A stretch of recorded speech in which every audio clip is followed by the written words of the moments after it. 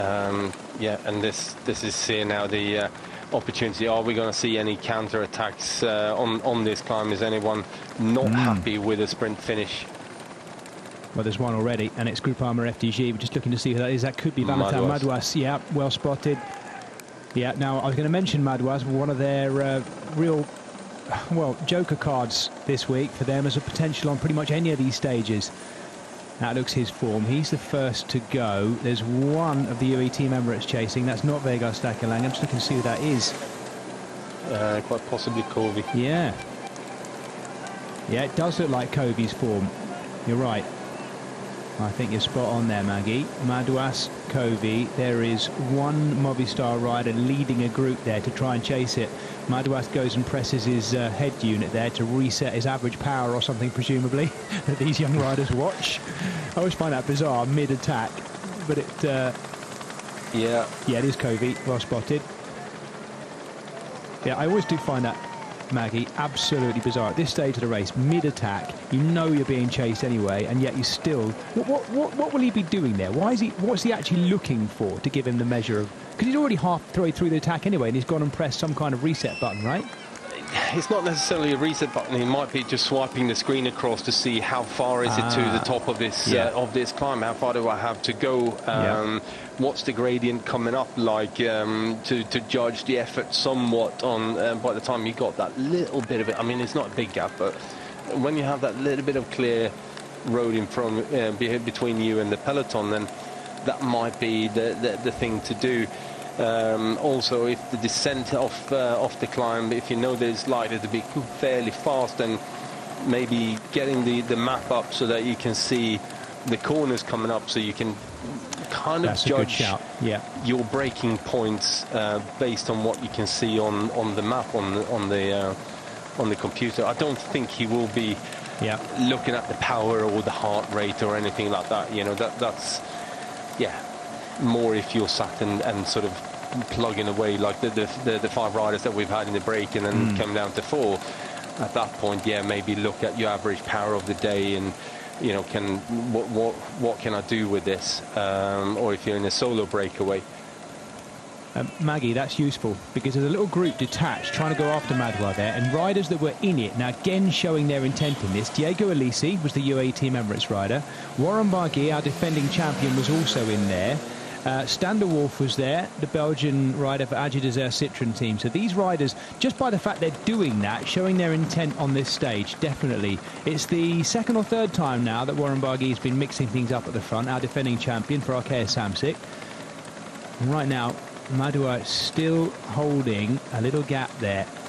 These are the moments quite late on, aren't they now? We're over that last climb, where any kind of hesitation here and these riders starting to look at each other, and this gap could start to crack open. Yeah, it definitely could. But you're also getting a lot of teams starting to move up, and you know, like I was describing before, that washing machine effect where you got riders moving up on the side. It tends to drive the pace on in the peloton without actually anyone really chasing. It's just a scramble for position that makes the peloton pick up the pace quite dramatically. But here you can see now Wanty Gobert are starting to get to Intermarché. They're starting to get towards the front and placing a couple of riders up there. They want to make sure that this doesn't slip through their fingers now with Girmay in the mix here. Yolo Cometa as well, really quite keen. They got Albanese in there to try and finish this one off.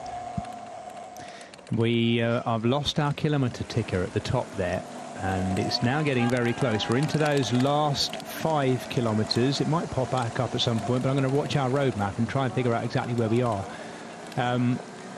Yeah, they've just turned right and then left on to on a major road. Covered 173 kilometers out of the 177.2. So this is very much deep into the final here. Now we only got you know, a handful of kilometers left to the line.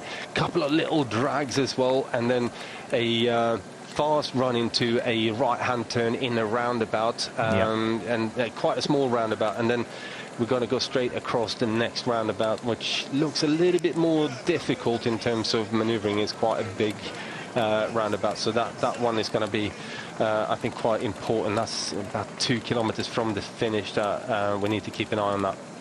Yeah, they cross the La Sidel River again one last time just before they line up for the finish line as well. Madouas had put in a really good hard dig there, and he's just been wound back in. That was a nice effort by him. We'll watch out for him in the next few days because he's obviously got some good form. Yeah, you want to watch out here, that he doesn't drift too far back and then ends up in any kind of splits, Yeah, absolutely. B&B Hotels KTM won't be playing the numbers game. It'll be about trying to get one rider high up overall.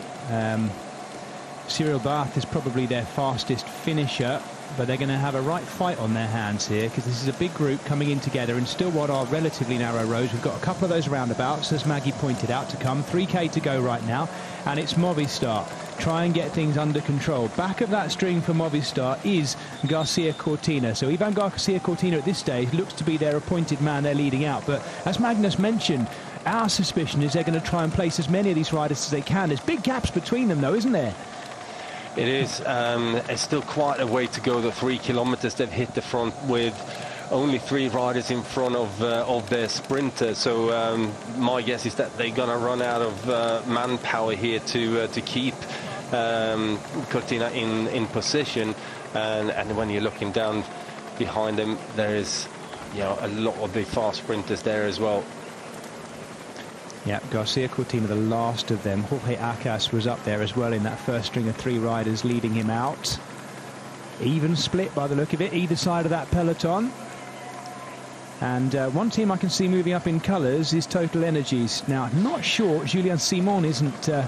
who's the first of those Total Energies riders there? And these 3 have actually detached themselves a little bit. This would be plan A working to fruition, wouldn't it? But it's not quite. I think that might be... no, that's Anthony Turgis. Now, Anthony Turgis was actually clear. He was in the first breakaway of the day today and brought back in. There he is, the Total Energies rider in the white jersey, just ahead of Matteo Trentin, who's on the radio. No, he's not. He's unzipping his jersey, sorry. Turgis, we know, has a good final sprint, but he's also just as likely to try and look for a moment to clip off if he gets a chance inside the last 3 kilometres. Stage 1 of the 55th edition of the Tour de Limousin, all lined up ready to be the big sort-out, and it is going to be a sprint finish, as it was 1 year ago when the winner was Christophe Laporte. He's not here this year, and the winner's going to come from the riders we're looking at right in front of us. Yeah, big moves coming here now to chase for position. Really important part, and it is Matteo Trentin who's currently being led out. Rui Oliveira is the man doing the leading out too. Groupama FDG trying to match them. It looks like Kevin Genietz might be who they're protecting, the former Luxembourg champion. There he is in the middle, tacked down the outside. I wonder if this is Julien Simon. It is Julien Simon. Yep, late attack. I've seen him do this already this year and it's worked. He's done it a couple of occasions this season already, Julien Simon. He's an accomplished sprinter himself, but late attacks are becoming an ever-increasingly sharp part of his toolbox. Simon's gone hard, knowing he's got a couple of bends to come up afterwards, but he's going to have to work hard to hang on to this one because Oliveira is leading out Trentin. Simon is now open for the line. Trentin is starting to go too as well. It looks like he's got company in the shape of, is that Albanese then? Movistar coming too as well. Trentin is going to try and get this. Simon's going to hang on. Julien Simon's hang on. He's got the win on stage 1. What a great final attack. The photo will look like it was a bunch sprint win for Julien Simon. I'm glad he'll take that, but it wasn't.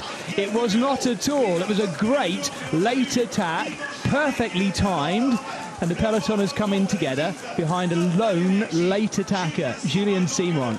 Wonderful. That's the second big win of his I've commentated on this year, and I'm starting to really warm to him, despite the fact that he's been around an awfully long time now, the 36-year-old, but he's having a great year this year.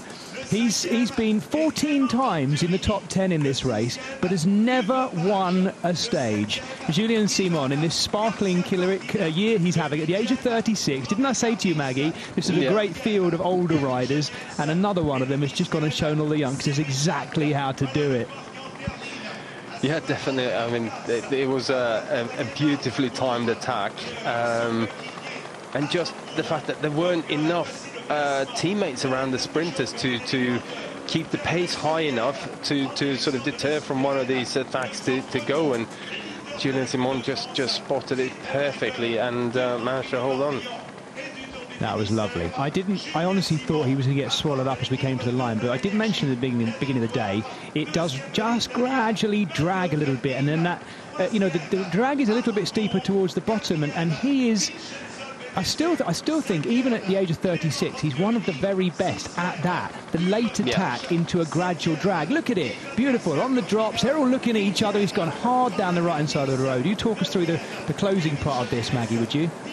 Yeah, well, Oliveira, it was trying to pull off, but so there was a big hesitation, and no other teams really committed to the chase. And I think that hesitation from Oliveira was what really got the gap to open up. And yeah, that's too big a move for Matteo Trentin to try and close down. I mean, he gets close in the end here, but not close enough. And again, just a beautifully timed move there. And it was Aaron Barrow. There's Trentin. It was Aaron Barrow who got third as well. You can see the leg of Aaron Barrow. You can see how he was one of those that came down in that crash as well. Oh, Simon in the end just hanging on. Romain Kardich is behind him. And it was Genietz as well who was the protected man for Groupama FDG. A few selfies with Julian Simon. A little bit surprised to see the lack of organisation from Intermarché Wanty Gobert. They've been really, really good at that so far this year, and they never got to the front with numbers to control the situation in the final 2 kilometres there. So, yeah. Well, that's the 13th win of Julian Simon's career, and I think now that's 3 or 4 in this year, his 36th year of age. There it is, confirmed. Simon from Trentin, Aaron Barrow was third, Albanese fourth. Venturini is a name we've not mentioned so far, the Agi Desert Citroën man, good sprinter, as you can see. Hugo Page has been doing a fair bit of work, he was there.